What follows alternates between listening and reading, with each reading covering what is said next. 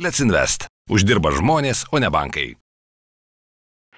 Žada visi tik dar daugiau investuoti į startuolius. Startuoliams Lietuvoje piešiasi gražiai, bet iš esmės mes kaip ekosistema esame visą laiką priklausomi nuo kelių didelių raundų. Gal kažkuriuos sėkmingiausius projektus galėtum įvardinti? Tai visi žino, kokį Vintedą, visi žino, Nord Security ateina pas mane, kaip man investuoti į panašias ateities sėkmės istorijas. Nes aš dirbau su šitais ir aš matau, kas ten vyksta, koks ten kosmosas. Nuo kiek čia galima investuoti? Priima nuo maždaug, dabar sakyčiau, 25 000 eurų. Gerai, tai galiu. Kiti, kas yra mažesni, jūs negalite investuoti. Mes rekomenduojam turėti bent 10 startuolių portfelį, kad padalinti riziką, bet iš tiesų reikėtų turėti 20. Visus įdėjau, vienas iš jų man atpirks visus, ką aš ten, jeigu visiems daviau po 25.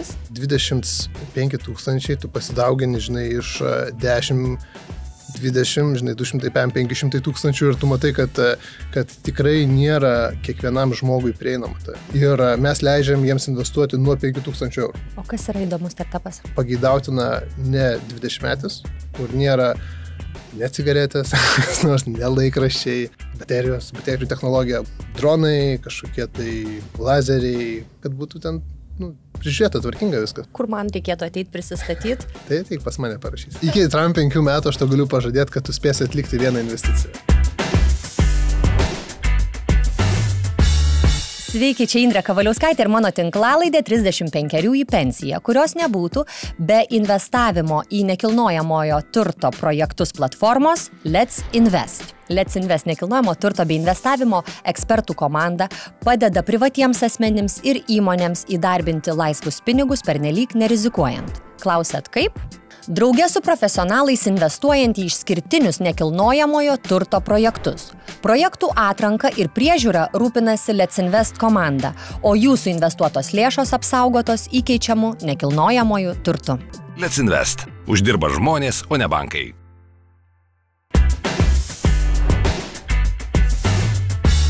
Mes vis dar kalbame apie investavimą. Šiandien mūsų svečias Justinas Pašys.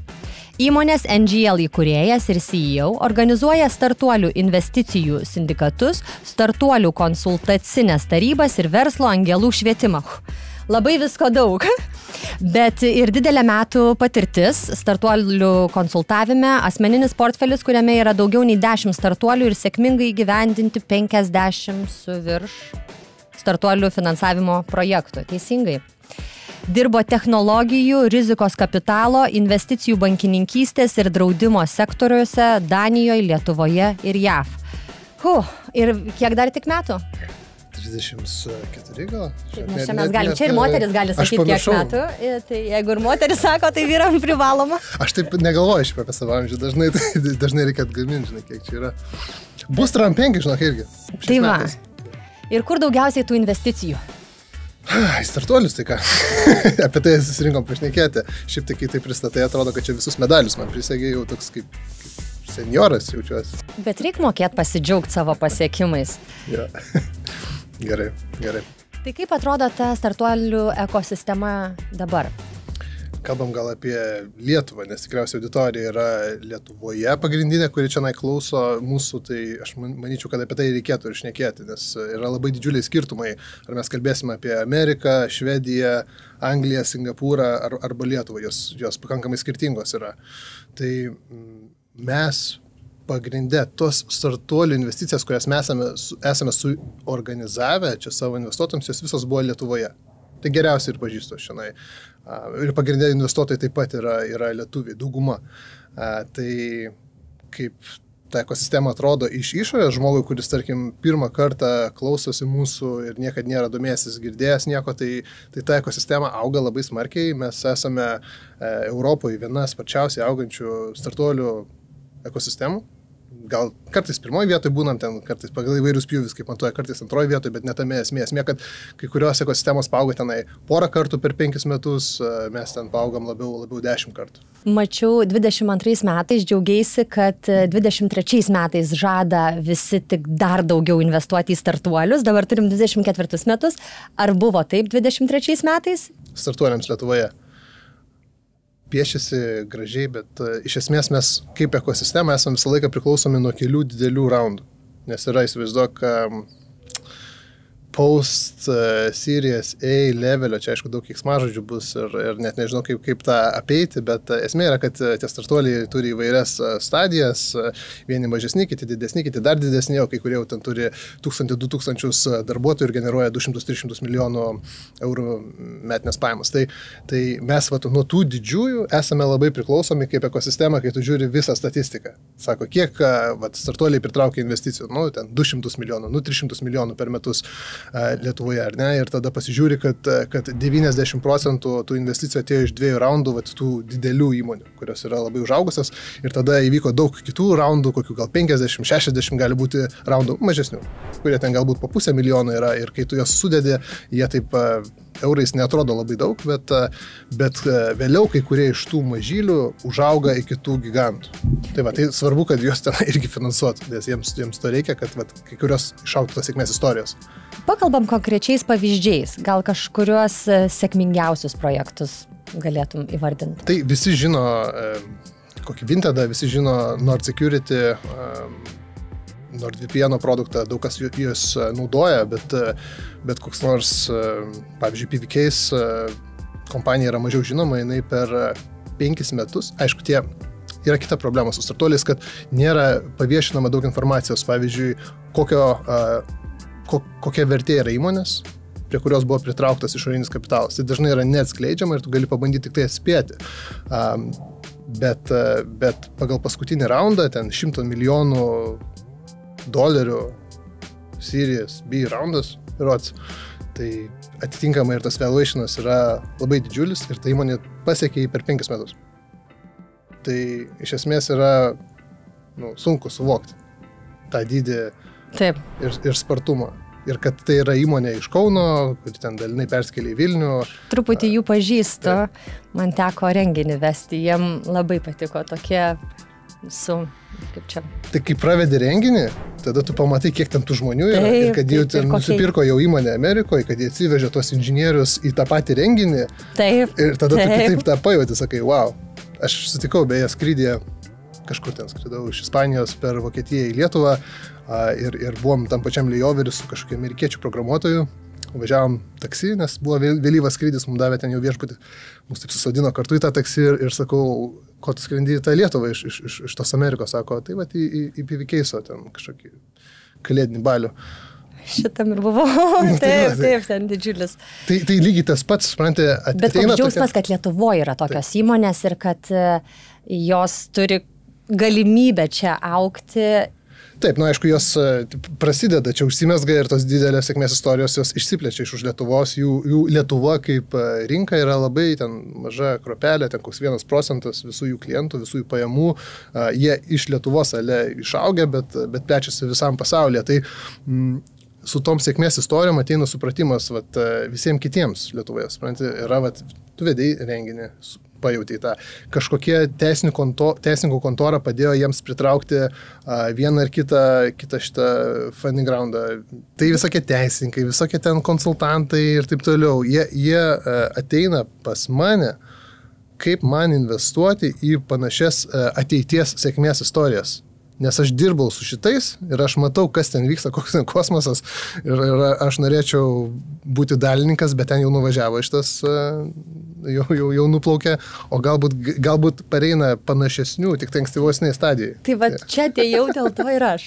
Turiu tą patį klausimą, tik tai nežinau, nuo kiek čia galima investuoti. Jo, tai galim pakalbėti. Ta irgi situacija nuolat keičiasi, bet iš esmės labai įdomi situacija rinkoje yra, kad tie startuoliai, kurie iš tiesų yra įdomus ir kur žmonės nori investuoti, jie priima nuo maždaug, dabar sakyčiau, 25 000 eurų. Gerai, tai galiu. Neišsiduok taip garsiai. Bet negaliu. Esmė yra, kad nuo 25, kai kurie nuo 50 000. Ir sako, kiti, kas yra mažesni, jūs negalite investuoti. Ir iš to dar yra kita problema, kad jeigu tu nori protingai investuoti, startuolis negali investuoti vieną arba du ir numesti, nes tai yra jau visiškai loterija pagal tikimybės. Mes rekomenduojam turėti bent 10 startuolių portfelį kad padalinti riziką, bet iš tiesų reikėtų turėti 20, jeigu nori būti gudresnė, o jeigu nori būti labai gudri ir statistiškai beveik neturėti šansų prarasti pinigų, tai reikia 30 startuolių portfelių turėti. Tai kai tu pasiskaičiuoji tą... Sakydamas, kad neturėčiau šansų prarasti pinigų, tai reiškia, visus įdėjau, vienas iš jų man atpirks visus, ką aš ten, jeigu visiems daviau po 25. Čia priklauso nuo tavo irgi strategijos, į kokius startuolius tu investuoji, kokia yra tavo investuotojas tezė. Bet kai fondas dėlioja savo, visi fondas Venture Capital dėlioja savo strategiją, jisai planuoja, mes investuosim į 20 arba 30 startuolių, kurie 40 startuolių ir dažnai tas vienas, vadinamas toks drakonas yra terminas, jisai atperka visą tavo fondą, pagrąžina. Tai tu dažnai nežinai, kuris iš jų bus, bet turi investuoti į įmonės, kurios potencialiai gali užaugti tokios didelės taip greitai per kokius 5-6 metus, kad tu galėtum vėliau dar realizuotą investiciją, parduoti akcijas ir pagrąžinti investuotojams. Tai aišku, ten priklauso nuo fondo, jie kai kurie investuoja, mūsų strategija yra, kad kas antra investicija pakils vertė ir ten bus tokios stabilesnės, nebus gal 100. Kaip jūs dedat strategiją? Kažkaip, kad iš eilės suprasčiau, kokie čia tie žingsniai.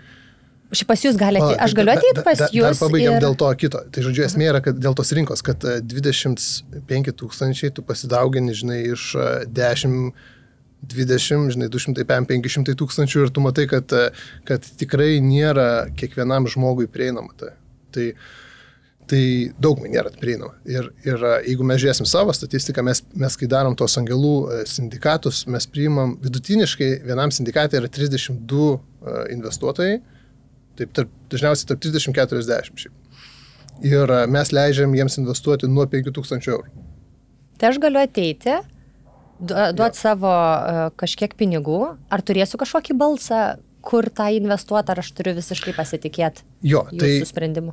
Tai esmė yra, kad mes dar, jeigu biškai labiau gilinantis, tai mes darom tokias bendras atrankas, kur visi susimeta po 30, tarkim, žmonių po nedidelę sumą ir tada aš ieškau jiems startuolių, surenku 100-120 startupų ir mes tada kartu visi ten 30, kas esam sindikate per keletą atrankos etapų, balsuojam, atsirinkinėjam, analizuojam, balsuojam ir tada išsirenkam tą vieną, į kurį investuosim, kartais 2.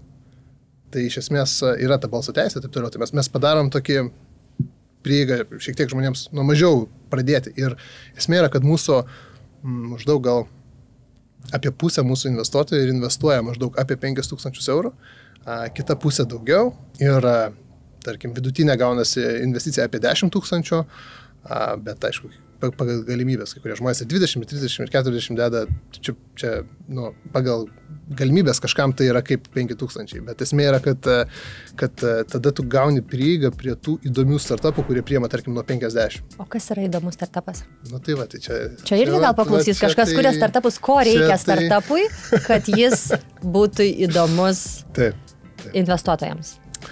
Tai vėlgi čia, aišku, priklauso nuo to investuotojo ir kalbėjom apie investuotojo tezę, tai kiekvienas turi savo. Tiek fondas, tiek angelas, kurie yra, sako, aš investuoju tik tai į startupus, kurie man įdomus, kurie yra iš mano srities. Aš esu iš finansų, man įdomus tik tai fintechas ir kas aplinkui ten susiję, koks nors ten regtechas ir taip toliau, ką aš galiu suprasti. Tai va, tai reikia suprasti, kad yra skirtingi žmonės, skirtingi ir požiūriai, bet kas vienyje, ką aš matau dabar, kas yra labai įdomu, tai yra, kai ateina žmogus, kuris jau yra dirbęs savo nišoje 15 metų, 20 metų.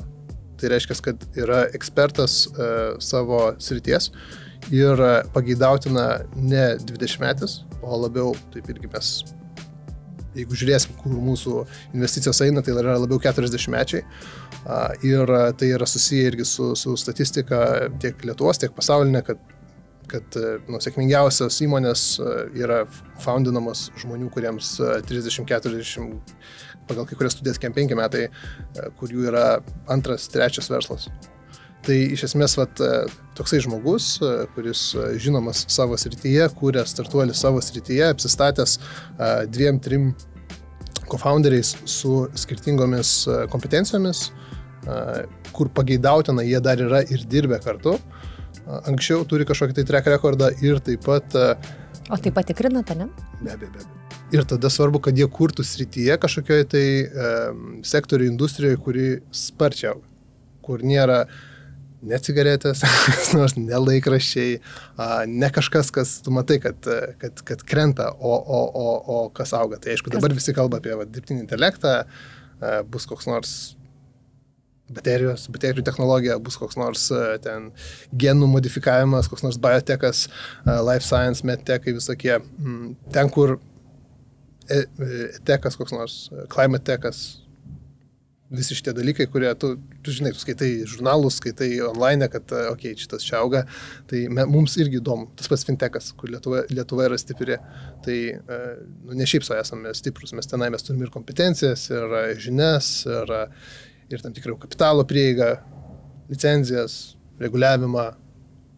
Yra priežastis, kodėl mes esame ten stiprus ir mes norime investuoti į stipriausius founderius Lietuvoje, kurie kūrė toje srityje, kurioje jie dirba jau 10, 15, 20 metų. O kai renkatės, tarkim, turit kažkokią labai specifinę sritį ir ją vertinat, tai irgi kviečia tos srities profesionalus, kad patartų, ar ta idėja čia iš vis reali, ar čia bus greičiau nebent dar vienas Netflixo serialas apie nepasisekusią idėją kokią nors? Ne, tai yra irgi skirtingi etapai. Pradžioj toksai būna lengvas, vadinamas due diligence analizė, tu paprasčiausiai pasižiūri į kokybę founderio, kokybę komandos, kokybę medžiagos įvairios. Jeigu ten prašom kažkur užpildyti aplikaciją arba kad atsiųstų ten pitch deck ar dar kažką, pasižiūrėti founderio LinkedIn ar kažką kitai online jo profilį, tai būtų faina, kad būtų ten prižiūrėta tvarkinga viskas. Tai smarkiai koreliuoja ir su jo kūriamo produkto kokybė ir kaip jisai šiaip žiūri tas žmogus į darbą. Tai čia toks būna pirminis, pasižiūrim tokį dalyką, pasižiūrim, ar patirtis yra relevant tam, ką kūrė. Vėliau po to, kai mes susisiaurinam, pereinam į kitą stadiją, kur labiau gilinamės, tai taip, tarėmės, aišku, su ekspertais, darome background checkus, panašiai kaip kai tu samdai žmogų į darbą, tai tu irgi paklausi buvusio darbdavio, ką tu manai apie šitą žmogų, tai taip darom ir su praeitais, su founderiais. Kalbam su jų buvusiais kolegom arba klientais, kur žinom, arba net ir su dabartiniais klientais kartais kalbam, ką tu manai. O tas pats galioja ir angelams investuotojams, juos irgi tikrinat? Taip, raninam background checką. Dažniausiai mes investuojam kartu su fondais. Dažniausiai tai būna net ne vienas, o 2 fondai. Ir tada jie ten jau turi irgi įvairius reikalavimus, su kuo jie gali investuoti. Tai tie fondai ranina mūsų visus individus. Mes esam pasidarę savo irgi didilą kiekvieno investuotojo ir tada dar startuolis dažniausiai irgi padaro dar vieną patikrą. Kas į juos investuoja? Tų mūsų jo investuotojų, nes ypač jeigu tai yra jautrios sritis, kas yra dvigubos paskirties, tai vadinami kariniai startuoliai. Mes esame atlikę dabar jau 2 tokias investicijas, 3 dabar uždarinėjom. Tai būna griežtesnė patikra, aišku. Tada taip pat... Gal plačiau gali papasakot? Aš galiu pasakoti apie tuos raundus ir startuolius, kuriuos mes atskleidėm, o tuos dual use dar nepaskelbėm. Bet tai yra įvairios, kaip žmonės įsivaizduoja, kas tai yra dronai, kažkokie tai lazeriai, šitie dalykai. Kažkas su satelitu, kažkas su kosmoso. Tai tokius dalykus irgi investuojam ir kūrėm Lietuvoje ir kūrėm pasauliui visam.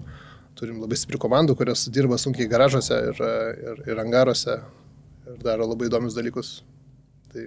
Tai kai atskleisim, tada galėsiu papasakoti daugiau, bet esmė yra, reikia suprasti, kad mes esam stiprus kai kuriuose srityse. Tai minėjau jau fintekas, lazeriai taip pat yra viena iš tų sričių ir mes ieškom founderių, kurie kūrė toje srityje ir turi tą visą patirtį, kad galėtų sukurti tenai įdomius dalykus, reikalingus ir išvystyti verslą tame, taip pat ne tik sukurti produktą. Kur man reikėtų ateiti prisistatyti ir sakyti, sveiki, aš noriu investuoti? Tai tik pas mane parašys. Ne, ngl.vc galės ten aplikuoti. tiesiog aplikaciją nusiųsti, ne? Taip. Mes darom kars nuo karto tokias bendras atrankas startuolio pasirinkimo.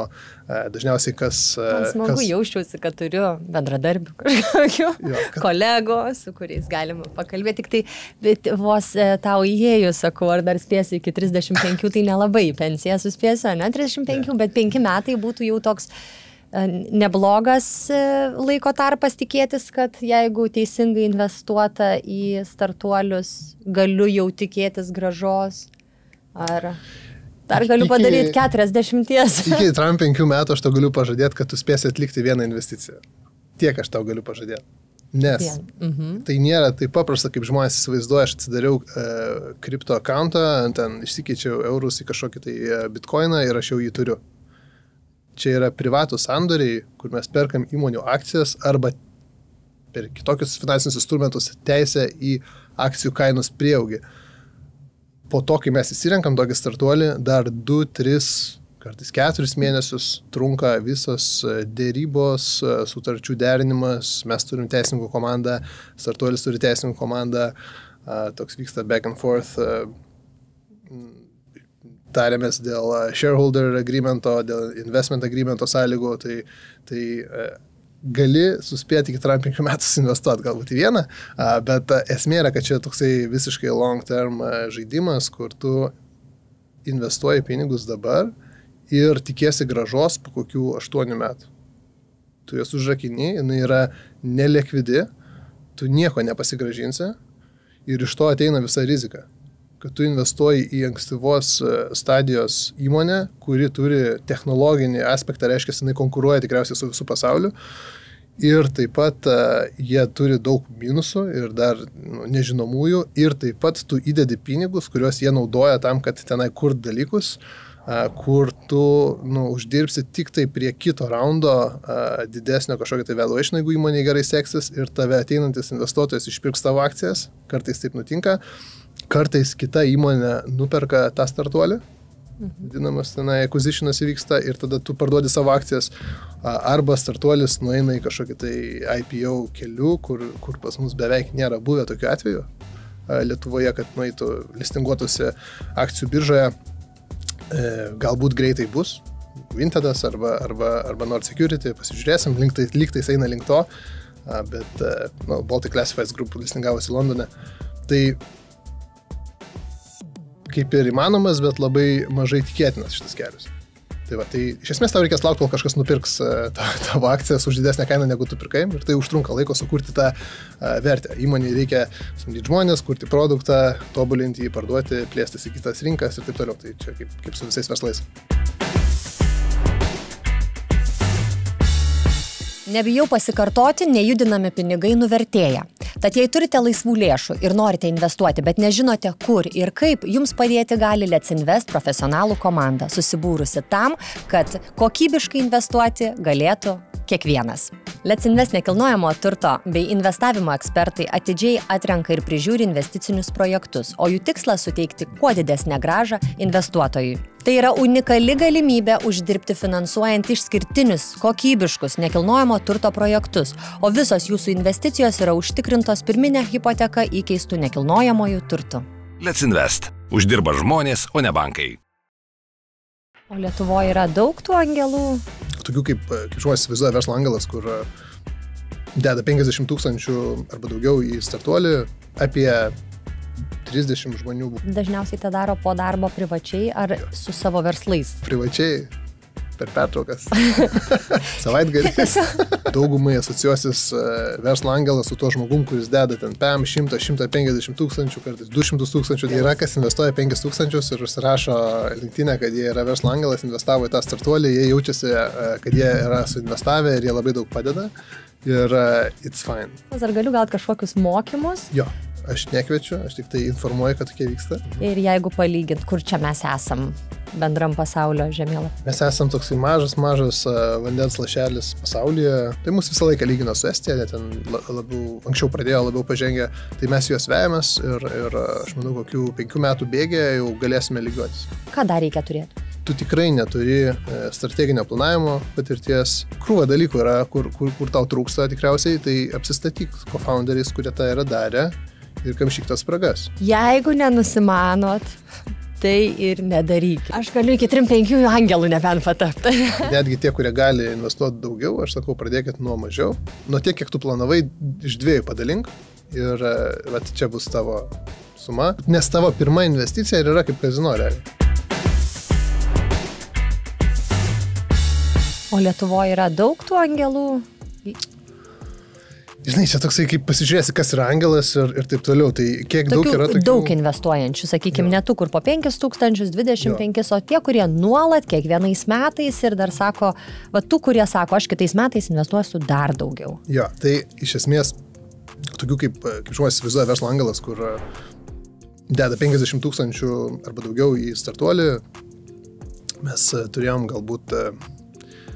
Plius, minus, aš sakyčiau taip, Litbano asociacijai per metus 10% investuotojus investuodavo 90% sumos. Tai galima sakyti, kad apie 30 žmonių buvo tokių, kurie tokias sumas gali sau leisti. Ir tada didžioji dauguma... Žmonės dažniausiai tą daro po darbo privačiai ar su savo verslais? Po darbo privačiai, per pertraukas, savaitgaliais. Savo galvoju, kaip... Čia for fun. Jų yra for fun. For fun. Čia yra kažkas, pagrindinė motivacija, kodėl jie tą daro, yra finansinė grąža, bet labai labai arti, antroji, trečioji vietoje yra noras give back to the community, jaunesniem verslininkam, išnaudoti savo networką, savo žinias, nes mato, kad čia kažkas gali būti... tai toksai atsiranda patriotizmo elementas, kad aš noriu remti lietuviškus startuolius, daug labai tokių įdomių motivacijų. Nori dalyvauti temoje, nusiperka. Kad jau vadintųsi angelas, numatė tą definiciją. Taip. Nuo kada jisai? Kaip čia sakyti, aš tiesiog investuoju į startuolius, ar čia aš jau esu angelas? Yra, kas investuoja 5 000 ir užsirašo LinkedIn'e, kad jie yra verslo angelas, investavo į tą startuolį, jie jaučiasi, kad jie yra suinvestavę ir jie labai daug padeda. Ir it's fine. Ta prasme, nes galbūt tam žmogui tie 5 000 eurų nuo jo bendro investicinio portfelio yra visai ženkli suma. Taip kaip kitam yra 50, tam žmogui yra 5.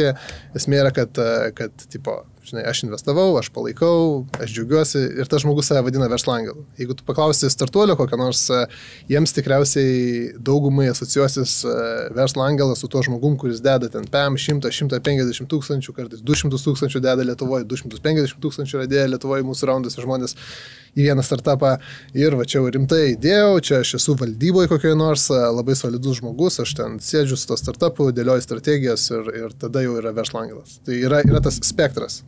Tai va, žmonės, kai jie išgirsta tą verslo angelas, jis vizuoja tą 200 tūkstančių investuotoją, bet yra pilna tų mažesnių, kurie irgi lygiai taip pat stengiasi ir jie esmė yra, kad daug kas galėtų investuoti daug didesnės sumas, bet jie tik tai pradeda.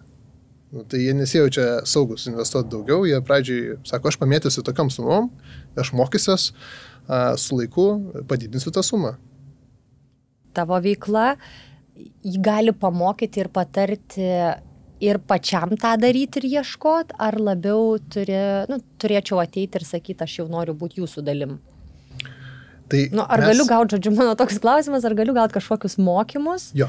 Kuriuose būtų aiškiai paaiškintama strategija, ką žiūrėt, kaip ieškot. Jo, tai ką mes dabar šnekam, mes padarom 16 valandų mokymus, kelis kart per metus, kur mes, aš nekviečiu, aš tik tai informuoju, kad tokie vyksta. Čia reguliuojančios institucijos, jeigu žiūri, aš tik tai informuoju, kad mes tokius darom dalykus. Tai, čia aš klausiu, nes aš į kažkokį noriu ateiti. Tai mes papasakojam teoriją, kur kyla visi šitie klausimai, basicai pagrindai, bet visa esmė ir visa nauda yra iš to, kad mes šalia to, visi, kas dalyvauja tose mokymuose ir investuoja į startuolį. Tai iš ten ateina tas pagrindinis mokymasis, nes reikia atsirinkti, į ką investuojam, kodėl investuojam, pritaikyti visas žinias ir tada realiai aš suorganizuoju tą investiciją į tą startupą, kurį mes norim investuoti paskui. Tai... Ir visi kartu? Visi kartu. Visi kartu, kas dalyvauja, visi investuoja. Balsuoja per 3 etapus ir daugumos balsų principu mes galų galės investuojame 1, dažniausiai dabar jau būna į 2. nes būna pakankamai daug, aš ten jų prikviečiu ir būna pakankamai geros kokybės ir kuo daugiau gerų Gera sandorių kokybė, mes tai padarome. čia yra didelė investicija, ar didelis know-how, didelis... Ne, gera kokybė yra, kad yra didelė tikimybė, kad šitas startupas užaugs. Tai tu niekad nežinai investuodamas, kad čia bus sėkmė, bet tu matai, kad kažkas yra. Jau jie kažką turi. Jau yra dažniausiai kažkoks produktas, pirminiai klientai ar testuotojai, founderių gera komanda, jie ten daug investavę savo pinigų laiko. Geras dealas, keliam bures, plaukiam per Atlantą, mes norim kartu ir galbūt perplauksim, o galbūt ne, bet tu jautiesi gerai atlikdamas tokią investiciją.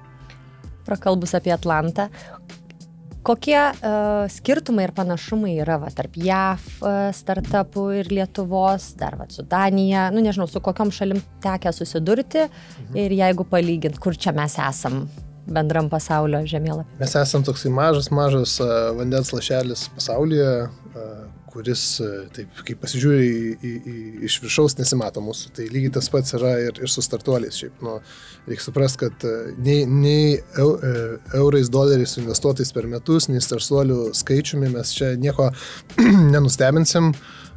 Net per capita mes netrodom labai gerai, kai žiūri investicijas arba startuolius per capita. Dar mums yra daug kur pasitempti, bet mes esam mūsų trajektorija. Tai, kas vyksta per paskutinius 5 metus, per paskutinius 10 metų, tai mes vejamės tas visas topinės ekosistemas pasaulyje, ar tai yra ten Estija, Singapūras, Izraelis, kai žiūri per capita skaičius, tai mes einam link ten. O kas yra topinės? Va šitos išvardintos? Šitos, tokios iš tų mažesnių. Tai mūsų visą laiką lygina su Estija, net ten anksčiau pradėjo labiau pažengę, tai mes juos vejamės ir aš manau, kokių 5 metų bėgė jau galėsime lygiuotis, jeigu toliau palaikysime šitą tempą. Tai mes esam geroj trajektorijai, bet kol kas, kai mes lyginamės, dar vis tiek esame tokie mažiukai, kurie greitai auga ir po 5 metų vis tiek būsime mažiukai, bet didesni ir per capita atrodysim labai gerai, bet pasilyginam ten kokius nors Singapūras, aš nežinau, ten gal 5 milijonai, 6 milijonai gyventojų ir kažkas tokio, ten yra gal apie 1000 venture capital fondų, pas mus yra gal apie 10, ta prasme, tai yra Dar yra kur pasitemtas, pat ten su Izraeliu, pas mus ten, nežinau, kiek ten dabar oficialiai 3 vienaragiai ar daugiau, ten pas juos, nežinau, ten virš 50 tikrai, gal kaip žiūrėsi, kur ten priskirsi Izraeliu ir Amerikai, kai kurie 100 priskiria, tai tas yra mūsų ateitis. Mes link to einam ir jeigu lyginamės, pavyzdžiui... Daugiau žmonių prikviesim, daugiau papasakosim, kad reikia. Jo, žinokit, pavyzdžiui... Šviesti tuos, kurie... pateikia tuos startupus. Čia ir gal kitas klausimas, apkalbėjom, į kokius dažniausiai renkatės investuoti, bet jeigu kažkas kuria savo startupą, gal galėčiau tokio profesionalaus patarimo, kad atsižvelkit, ar jūs galit pasiūlyti tą. Apie profesionalus girdėjom, ne? Profesionalų komanda, o ne vienas turbūt žmogus. Taip. Ką dar reikia turėti? Kiekvienas atvejis labai individualus, šiaip pasakyčiau. Tai yra sunku, pasakyti tokius generic patarimus, nes jie nebūtinai aplaina tau kaip individui. Bet aš galiu pasakyti, kur mes investuojam. Tai kaip minėjau, šiek tiek vyresnis founding teamas, tu negali tapti vyresniu dabar, bet tu gali apsistatyti dar keliais co-founderiais, kurie kamšo tas spragas tavo. Tai jeigu tau 20 metų ir tu ką tik baigėjai kokį nors inžinieringą, ten, nežinau, biotechnologijas ir tu tenai kažką kuri įdomaus, tu tikrai neturi strateginio planavimo patirties, ten kokio nors B2B pardavimo patirties, verslo planavimo, finansų, nežinau, tenai, ko reikia auginti verslą. Ar ne? Tai ir šiaip nedirbai. Struktūros dalim nebuvai. Samdyt komandą, auginti ją, prižiūrėti tos žmonės. Krūva dalykų yra, kur tau trūksta tikriausiai, tai apsistatyk co-founderiais, kurie tą yra darę ir kamšyk tas spragas. Tai toks būtų pagrindinis patarimas ir dar vienas iš to sandoros komandos, tai dažnai matau, kad kūrė technologinę įmonę, neturėdami technologinio co-founderio ir aš nemanau, kad tai yra geras sprendimas. Tokių daug yra? Yra labai daug. O kaip jie sugalvoja tiesiog kažkokią idėją ir sako, gal tai veiks? Jie sako, kad mes turim visą know-how šitos srities, o technologinę dalį mes outsourcinsim IT kompanijai, kurie už mūsų developins tą MVP, tada produktą ir taip toliau. O mes outsourcinsim šitą dalį. Tai čia yra visokių nuomonių, čia mano nebūtinai yra teisinga, bet iš to, ką aš matau, šitas dalykas neveikia. Ir aš pasakysiu, kodėl. Tai yra, kad jeigu tu kuri įmonė technologinį produktą ir kertinė dalis tavo produkto yra tas tekas, tu negali outsourcinti jo ir būti priklausomas nuo kitų kažkokių tai įmonių. Nu, negali, nes net jeigu tau paeis, tai jie tau užkels taip kainą, kad tau neapsimokės, nes jie matys, jie turės visą datą, kad tau sekasi, jie galės tave čaržinti daugiau. Tai čia geras atvejis. Blogas atvejis, kad tau nepaeis, tu investuosi 500-700 tūkstančių ten to produkto developmentą. Nu, žodžiu, yra daug iššūkių. Žodžiu, jeigu nenusimanot, tai ir nedarykit. Darykit tai, ką žinot. Aš kaip investuotojas, kai žiūri, tai aš ieškau visą laiką vadinamų unfair advantages, kažkokių nesąžiningų pranašumų. Tai jeigu tu neturi žmogaus, tu kuri programinį įrangą ir tu neturi žmogaus, kuris tą daro ir tu samdai išorinę įmonę, tu moki market rate arba daugiau, jeigu nenusidėrėjai, tai kur aš čia laimiu? Tu jau ir taip esi minuse, šansai yra prieš tave, kad tau pasiseks, nes yra labai daug šansų, kad tau nepasiseks, kokie 9%. Ir aš ieškau tada, kas man padidins tą tikimybę, kad tau pasiseks. Tai jeigu tu dar šitą outsourcini ir dar moki market rates, tai, sorry, ta prasme. Kitas. Next. Bet tokia realybė yra. Mes investuojam dažniausiai 101 startuolį. Tai yra daug iš ko pasirinkti. Ir iš tų surinktų žmonių sumų jūsų vidutinis krepšelis investavimo. Galima išvesti tokį, pavyzdžiui, praeitais metais, koks buvo didžiausia investicija ir vidutinė. Tas, kurias esame uždarę dabar, tai aš galiu pranešti, kad yra apie 300 tūkstančių vidutinis vadinamas tiketas, mūsų investicija į vieną startuolį ir yra 32 angelai sindikatė. 32 angelai. Jo, tai man reikia apsidirbti. Aš galiu iki 35 angelų nebent patapti. Į pensiją sunkiai, bet gal 45 jau galėsiu. Bet tokia rekomendacija yra pradėti kuo mažesniam sumom šiaip investuoti, nes pradžioje visą laiką tu mokais. Tai netgi tie, kurie gali investuoti daugiau, aš sakau, pradėkit nuo mažiau. Nuo tiek, kiek tu planavai, iš 2 padalink ir čia bus tavo suma. Ir dar pasidėliok, pasiskaičiuok, kad galėtum atlikti kokias 10 investicijų per kokius 5 metus, tai bent po 2 per metus. Bet pradžioj tas pirmas 2-3, tai tikrai tokias mažesnės, vėliau galėsi pasididinti. Bet tas per pirmus metus kokius, bedarant, beinvestuojant, tu supranti, kur čia tavo yra tas rizikos apetito lygis, nes kai kurie nemiega naktį. Jie suinvestuoja ten kokį, 20 tūkstančių ir jie neužmiega naktį, jie galvoja, kaip tam startuoliui sekasi, kodėl aš negavau update'o jau kurį laiką, galbūt jie užsilenkia, aš čia skambinu, mane pakėlė, mane atrašė, kas čia dabar bus, man tada rašo, kaip tam startuoliui čia sekasi, ar kažką girdėjau, tai va šito reikia išvengti. Tai geriau išvengti, investuoti tokią sumą, kurią tau šiaip nebūtų skaudu prarasti. Tokia yra šiaip patarimas, kad tu galėtum ramiai mėgoti. Primena truputį kazino, ne? Nes tavo pirma investicija yra kaip kazino realiai. Nes jeigu tu vieną kartą investuoji ir daugiau neinvestuoji, tai tavo tikimybė yra kazino didesnė tikriausiai. Ruletė yra didesnė tikimybė, negu investuojant į vieną startuolį, kad tu iššausi. Mes turime anekdotinių pavyzdžių, kur žmogus investavo į vieną startuolį, daugiau neinvestavo ir ten buvo 34x grąža. Tai čia buvo kazinojai. Čia visiškas kazino. Tikimybė, kad tai bus, yra tokia maža, kad net baisu apie tai šnekėti. Žmonės šiaip mėgsta pasakyti kokią nors išimtį ir gerą istoriją, bet reikia visada savo sakyti, kad aš esu taisyklė, nesu išimtis. Ir išimti pamačiau, perskaičiau antraštį kažkokioj serialę, pasižiūrėjau, bet man dažniausiai bus taip kaip statistiniam žmogui. Jo, tai jeigu atsidarai laikraštį kažkokį tai, paskaitai, kad susireizino raundą arba ten įvyko pardavimas, įsigijimas, IPO, tai yra malonios žinios. Labai retai tu pamatai, kad ta įmonė užsidarė. Kartais taip irgi būna, bet daug rečiau. O dar labai daug yra įmonių, kurios neužsidarė, bet jos jau beveik nevykdo veiklos. Tai apie jas ir neparašys, nes ten dirba ant pusės etato vienas žmogus ir palaiko kažką, tai lietuviai nepasiduoda niekaip, jie atsisako, jie ten 5 metus gyvens ant tos sofos, miegos, ten valgys makaronus, bet jie ten atsisako pasiduoti. Nors galėtų jau kažkada. O tai tie investavę nepradeda tada kištis ir sakyti, aš padėsiu, jau įdėjau ten pinigų, tai kažkaip pakelkim. Visai būna, bet dažniau būna, kad startuolis susireizina, jeigu tu jo nepingini, daug founderių pas tave nebegrįžta ir tada sugrįžta, kai reikia kito raundo. Tai čia nėra geras startuolis. Tu jau matai, kad yra red flagas, jeigu tau nepareina kažkoks update'as karts nuo karto ir tau reikia gaudyti, skambinėti, tai čia yra tikriausiai kažkas negerai vyksta, nes jeigu geri dalykai vyksta, founderiai nori dalintis tomis žiniomis su investuotojais ir su visais toliau. Tai va, tai toksai, kur nelabai gera situacija, tai jie tyla ir tada sugrįžta, kad čia yra gerų dalykų, yra blogų dalykų, mes reizinam naują raundą, gal jūs norėtumėte investuoti vėl. Ne. Tai va, tai tada būna ne, tai jo, čia jeigu kažkas klauso, žiūri, tai žinokit, updateinkit investuotojus, kai yra gerai ir kai yra blogai irgi, nes jums gali padėti, jie yra jūsų toj pačioj valty ir jie nori jums padėti.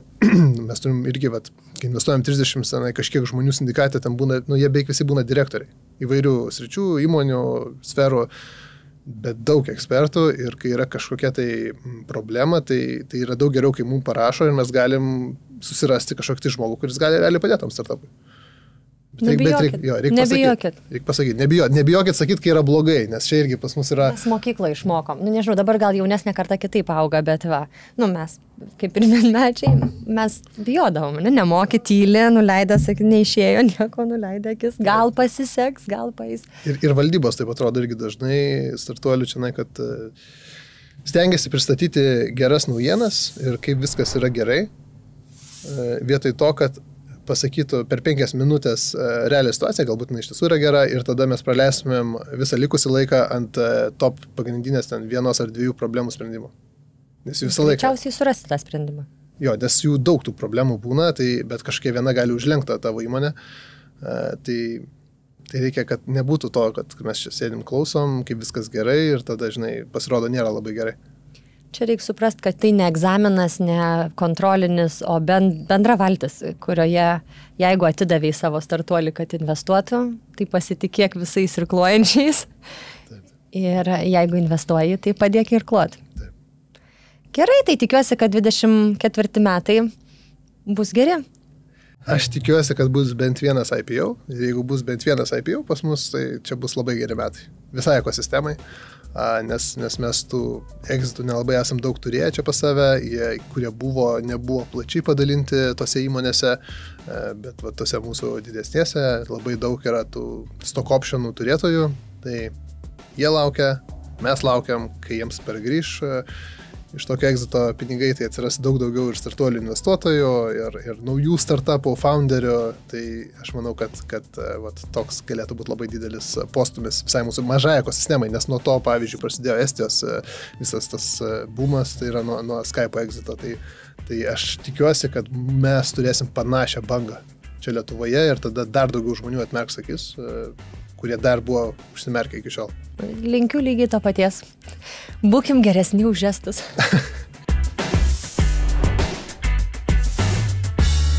Priminsiu, kad mūsų laidą remia investavimo į išskirtinius nekilnojamo turto projektus platforma Let's Invest. Jeigu ieškote, kur investuoti trumpam laikui su nedidelė rizika, Let's Invest komanda tikrai gali jums padėti. Daugiau informacijos rasite let'sinvest.eu. Let's Invest. Uždirba žmonės, o ne bankai.